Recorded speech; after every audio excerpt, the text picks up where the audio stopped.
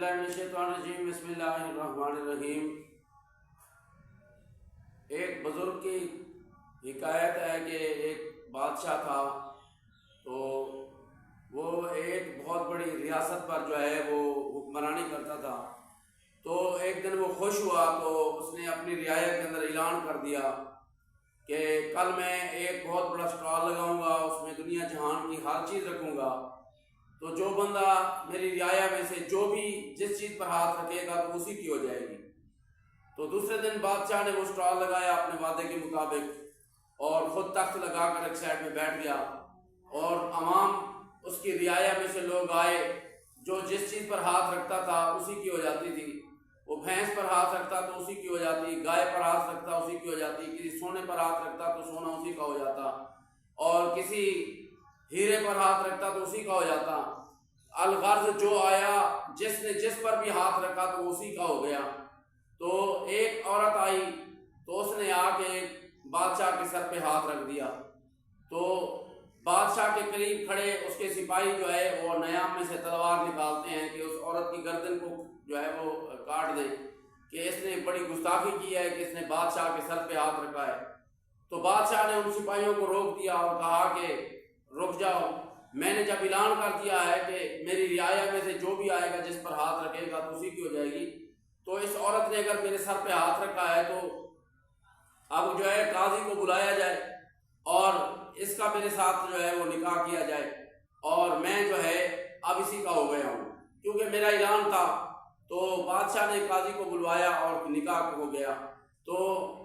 اب جو ہے وہ عورت جو ہے اب وہ اسی بادشاہ کی ہو گئی اور بادشاہ کی وہ ملکہ بن گئی۔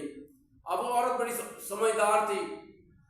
اب وہ دوسروں کی طرح جس طرح دوسرے لوگ آئے انہوں نے ایک چیز پہ ہاتھ رکھا تو وہ چیز لے گئے،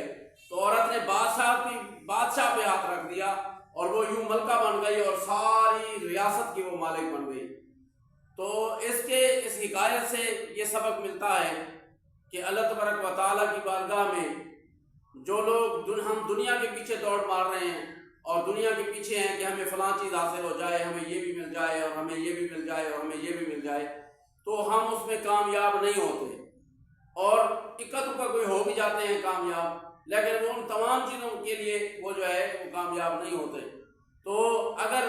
ہم اپنا تعلق اس رب کی بارگاہ میں جوڑ دیں، اس کی بارگاہ میں ہو جائیں، تو پھر اللہ پاک بھی اعلان کرتا ہے، کیونکہ جو رب سے جڑ جاتا ہے پھر اللہ اعلان کرتا ہے کہ اللہ تخافوا ولا تحزنوا، اب غم اور خوف کھانے کی تجھے ضرورت نہیں ہے، اب میں رب تیرا ہو گیا ہوں۔ اور ایک حدیث قدسی بھی ہے، سرکار مدینہ صلی اللہ علیہ وسلم روایت کرتے ہیں کہ آپ اللہ تبارک و تعالیٰ ارشاد فرماتا ہے کہ اے بندے، ایک تیری چاہت ہے ایک میری چاہت ہے، ہوگا وہی